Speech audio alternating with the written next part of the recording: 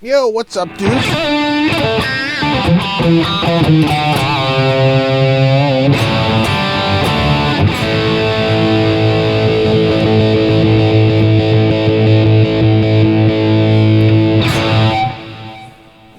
You got to reach down for that one. So, I put my Donner video out yesterday, and everyone was like, everybody's getting these Donner guitars. I recorded that video on September 24th. I should have just released it the same day. I've had this thing for a while. It's a great guitar. $150 guitar, roughly. $153, $155, somewhere around there. It's there you are. It's a satin maple neck, and it's got binding, though, with dot inlay. It's an Indian Laurel fingerboard, pretty standard. It's got sealed tuners, though. I can show on one of these other cams here. And the headstock, actually, I don't know if you can see that. This is just the randomness of maple. The headstock actually has a little flame in it,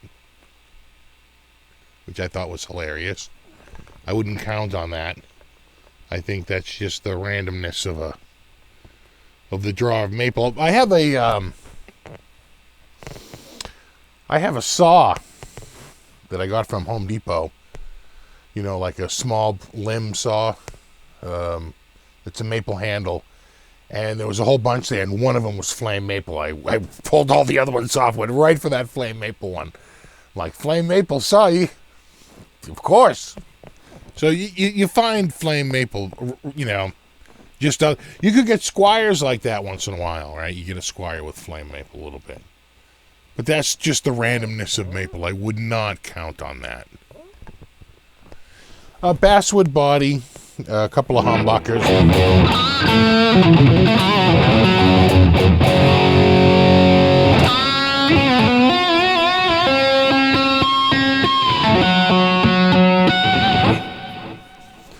It's got a little weight to it, even though it's not a super thick body. It's actually got, and it's basswood. Actually has a little bit of weight to it. I'll throw it up on the scale. We'll get an exact amount. A lot of people were asking about fret sprout, because I think Phil said in his he had fret sprout. No fret sprout on mine. Now, I define fret sprout as the frets sticking out, right? They're actually past the edge, right? They're sprouting.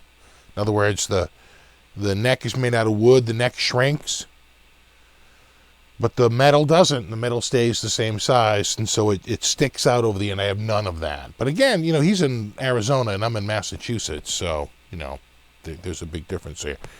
But I wouldn't say that they're the smoothest fret ends. They're a little sharp in places. Really, on this side, not so much on that. Like, they paid a little bit more attention on the bottom side. And when I picked it up, I did not feel it. It was only when I went looking for it. Funny how that works out, right? When you look for something, you find it. But, I'd probably, if I was going to, want to dress this up and make it a little bit nicer, then, maybe the next string change, I would mask it off and just go over the end of the strings with a little sanding sponge. That would probably soften them up enough. I don't feel like I'd put a full fret dressing on a $150 guitar. I just don't think it needs it, number one. And number two, it's probably completely unnecessary. in the general scheme of things.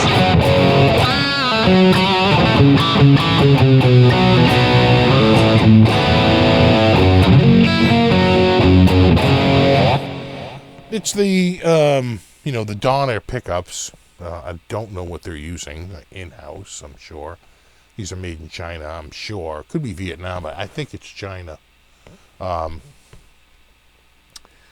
They sound okay. I wouldn't say they're, spectacular. They're a little on the bright side, but...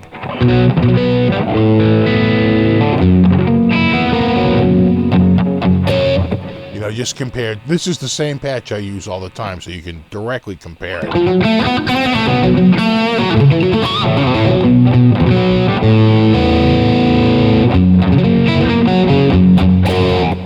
terrible, but, I think, my name brand, like Duncan's and DiMarzio's and so forth, and I think they sound a little better.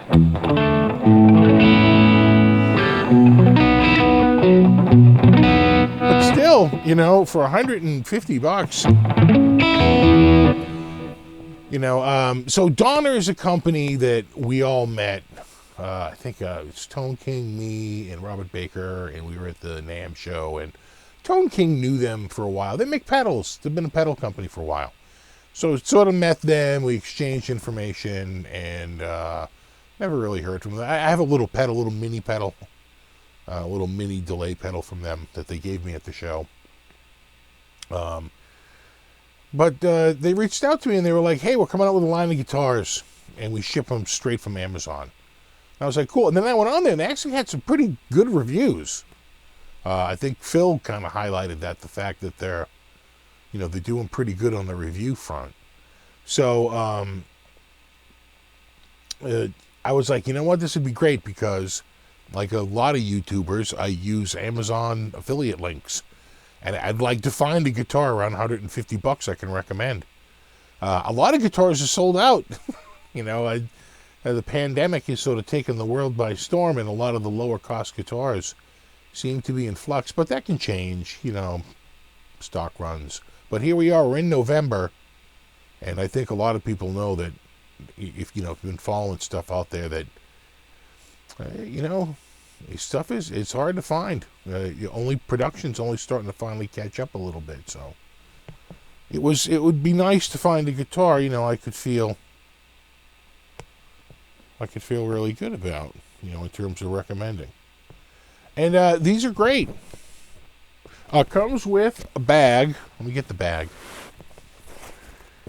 Comes with the bag, and it's it's got the over the shoulder, so that's nice. The double the knapsack style, right? Oh, so that's nice.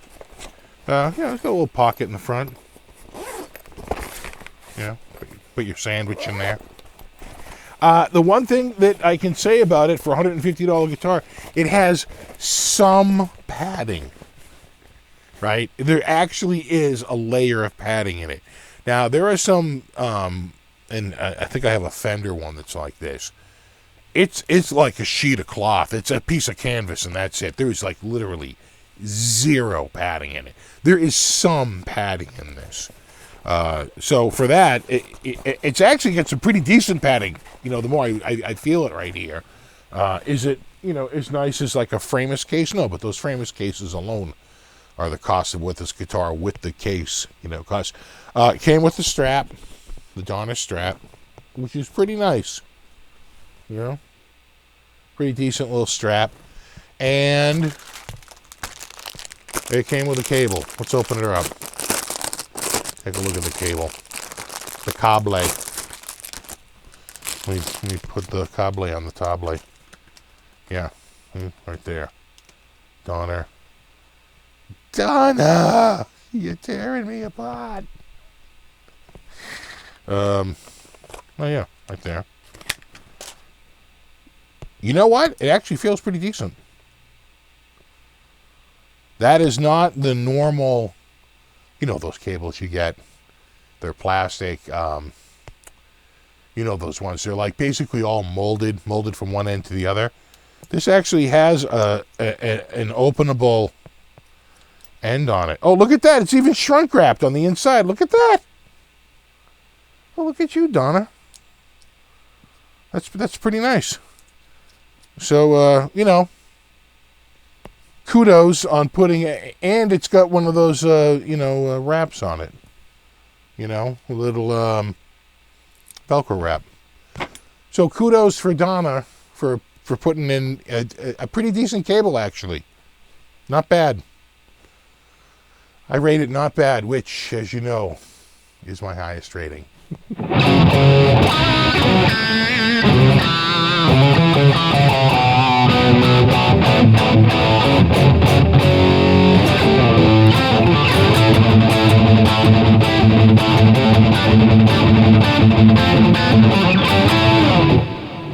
All right, let me switch up to another sound because, that's Yeah, a little over the top, just a little bit. I like to find, we usually like to go to something that's just a little clean.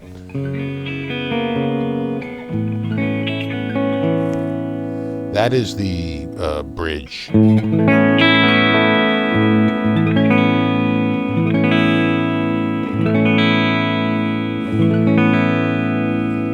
Both pickups.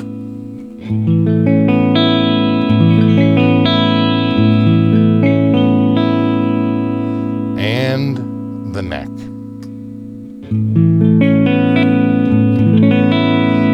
If I could play it.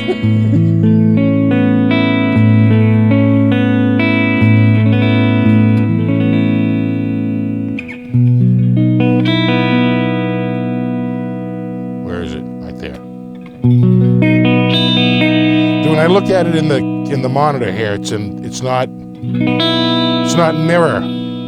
It's screwing me up.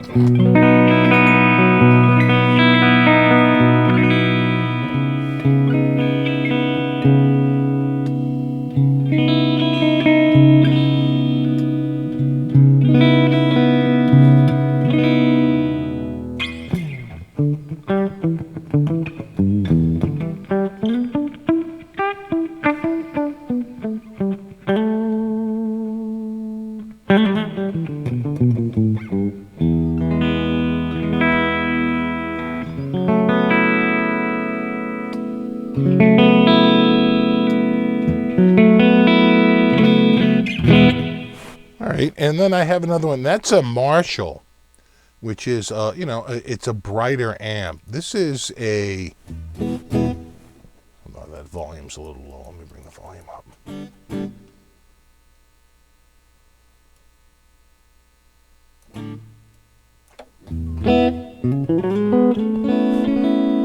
That's a Vox AC30 clone.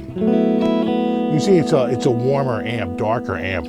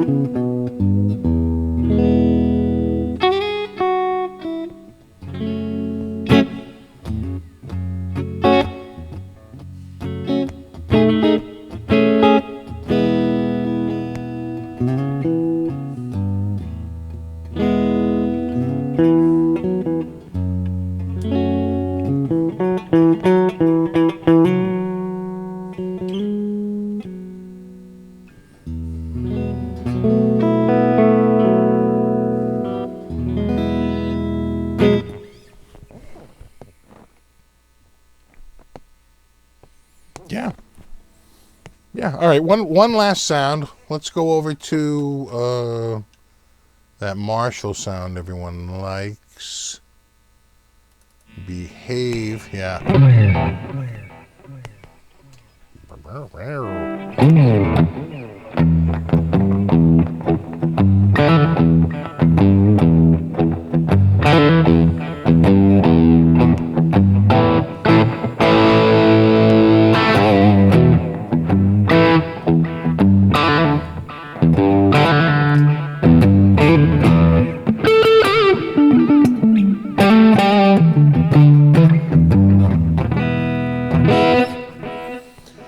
So the only thing, the guitar, I didn't have to really make any adjustments to it other than one, and that was I had to tighten the truss rod. When I got it, I thought the action looked a little high, but before I wanted to touch the bridge, I really just wanted to go and see if I could lower it by straightening the neck. Like how much is the neck, relieved? And it just had way too much relief. So I just cranked down the truss rod a couple turns, which, if you think about it, is probably like less than one complete turn, right? Is you just a little bit of a radius. I did like 1, 2, 3, And it was really getting tighter towards the end. I checked it. It was almost straight, which is pretty much where I wanted it. And, of course, that brings the action way down whenever you do that. And it was fine. That's all. Truss rod adjustment, and I was done. And I thought everything looked good. Got a squeaky strap. That's a new paint on new strap sound.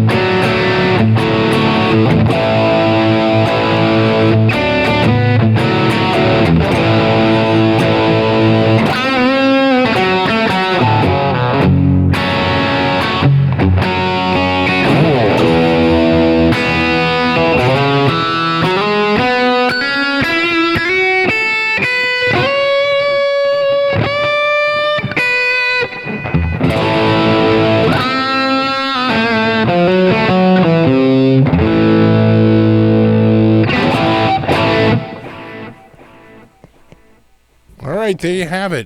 The Donner. I think this is the DLP. I wonder what that stands for.